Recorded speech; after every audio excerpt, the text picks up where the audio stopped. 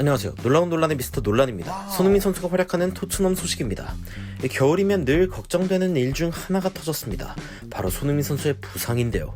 첼시와의 리그컵 경기 당시에도 컨디션이 좋아 보이지 않았던 손흥민 선수는 결국 79분을 소화하고 교체되었지만 다음날 부상이 보고되었습니다. 손흥민의 부재로 인해 몇몇 언론에서는 다른 선수가 선발로 나설 경우에 콘테 감독의 전술 변경이 불가피하다고 전하기도 했지만 이는 그야말로 큰 오산인데요. 왜냐면 콘테 감독은 선수마다 강점을 살려서 전술을 운영하는 것을 좋아하는 감독이 아니라 토트넘의 선수들이 완벽한 기계와도 같이 움직여주길 바라는 감독이기 때문입니다. 손흥민 선수의 부상이 토트넘의 1월 경기와 1월 이적 시장에 의미하는 것이 무엇인지 이 외신의 내용 통해서 살펴보도록 하겠습니다. 바로 들어가 보시죠. 1월 7일 애슬레틱에서 흥미로운 기사가 한 편 있어서 소개해드린 적이 있었는데요. 그 내용은 파브레가스와 에릭센이 자신의 본능이 아닌 콘테의 명령을 따랐다며 은돈벨레와 로셀소도 이를 할 수 있을지 의문을 제시하는 기사였습니다. 콘테의 전술엔 일정한 패턴이 있습니다. 콘테에게 축구는 말하자면 체스나 장기 같아서 이 고수들에게는 체스와 장기를 두는 방식에 어느 정도의 패턴이 존재하는 것인데요. 하지만 체스판의 말들이 본능적으로 움직인다. 예를 들어 상대방의 말을 잡을 기회라고 그냥 움직여버리면 얼마나 당황스러울까요? 콘테 감독이 제일 싫어하는 것이 바로 그것입니다.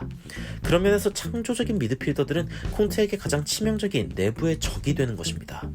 아스날과 첼시 등에서 활약했던 파브레가스는 콘테와 처음 동행하게 된 시즌에 38경기 중 13경기에 선발로 출전했습니다. 그것도 그나마 하반기에 출전하게 되었는데요. 하지만 그 다음 시즌에는 25번 선발을 뛰며 더 중요한 선수가 되었습니다. 과거에 자신의 시야에 의존했다던 파브레가스는 콘테 체제에서는 전혀 다른 인터뷰를 했습니다. 우리는 완벽한 기계와 같았습니다. 자유도는 없지만 모두가 뭘 해야 할지 완벽하게 알고 있는 것입니다. 그것이 저를 많이 도와주었습니다. 이 파브레가스의 발언은 토트넘이 왜 현재 손흥민의 부상에도 불구하고 이 전술 자체가 바뀔 수 없는지 보여주는 증거입니다. 콘테는 그런 감독이 아니기 때문입니다. 오히려 콘테는 손흥민이 출전하는 자리에서 해야 하는 역할에 대한 완벽한 구상이 있으며 이를 현실화시키는 것이 선수의 역할이기에 이를 좀 더 잘하고 못하는 선수가 있을 뿐 그 선수가 누구인지에 대한 부분은 크게 중요하지 않다는 것을 의미합니다. 손흥민 선수의 부상에 대해서는 2주 뒤에 복귀 가능하다는 예측이 있지만 프리미어리그 인저리에서는 손흥민 선수의 복귀 예정일을 2월 9일로 보았습니다. 1월 24일까지 토트넘의 5경기에 손흥민 선수가 나설 수 없게 된 것입니다. 하지만 콘테 감독의 이상적인 스쿼드에서는 손흥민 선수가 뛰던 브리안 힐이 뛰던 간에 그 두 선수는 동일한 역할을 해주어야 합니다. 물론 실력에 따라 고를 수 있는 선택지는 제한적일 수 있겠지만 콘테 감독이 제시한 선택지에서 벗어날 수는 없는 것입니다. 한편 콘테 감독이 도저히 기계의 일부로 쓸 수 없다고 판단하거나 시간이 너무 많이 걸린다고 생각하는 선수들에 대해서는 영입을 고려하고 있기도 합니다. 그 예가 바로 현재 오른쪽 윙백을 맡은 에메르송 로얄의 대체자입니다. 애슬레틱에서는 토트넘이 무키엘레, 바쿠, 마리오 등의 선수를 통해서 이 콘테의 오른쪽 윙 딜레마를 풀 수 있다는 이야기를 했으며 이 토트넘에서는 황희찬 선수의 동료이자 울버햄튼의 상징 같은 아다마 트라우레의 영입을 희망한다고 전해졌는데 이런 말이 전해지는 이유도 이 와포드전에서 에메르송 로얄이 보여준 모습 때문입니다. 이 스포츠계에 유명한 짤이 하나 있죠. 신명호는 놔두라고. 이 노마크 찬스에서 에어볼을 보여주거나 백보드 위로 슛을 쏘는 모습을 보여주기도 하고 심지어 같은 편도 패스를 한 뒤에 받은 선수가 신명호임을 알고 절망하는 이 선수가 3점 슛을 넣으면 팀이 이긴다는 속설이 돌 정도의 선수였는데요. 그런데 에메르송이 이날 신명호였습니다. 반대편의 레길론에게는 2명이 붙어 수비해도 여유로운 공간에서 공을 잡은 에메르송은 수십 차례의 공격 기회를 살리지 못했습니다. 그 뒤에 콘테의 인터뷰로 미루어보아 에메르송에게 주어진 가장 큰 옵션은 크로스인데 로얄은 이날 14개의 크로스를 올렸지만 그나마 5번 토트넘 선수에게 연결되었고 그마저 위협적인 연결이 아니었습니다.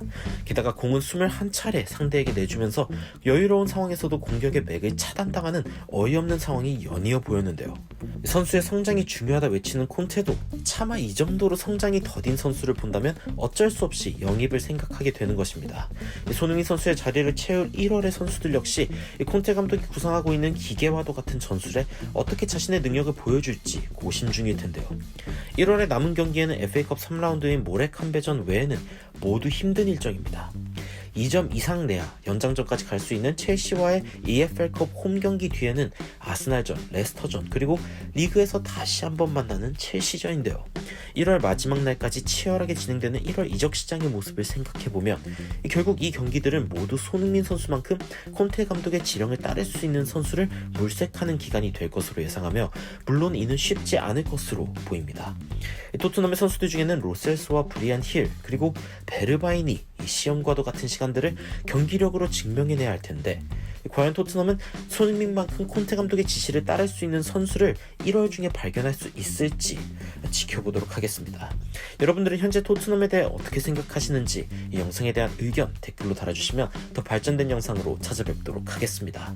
발빠른 소식 전달 위해 구독과 좋아요, 알림 설정까지 부탁드리면서 추가적으로 흥미로운 외신 소식이나 해외 반응 있으면 전달드리도록 하겠습니다.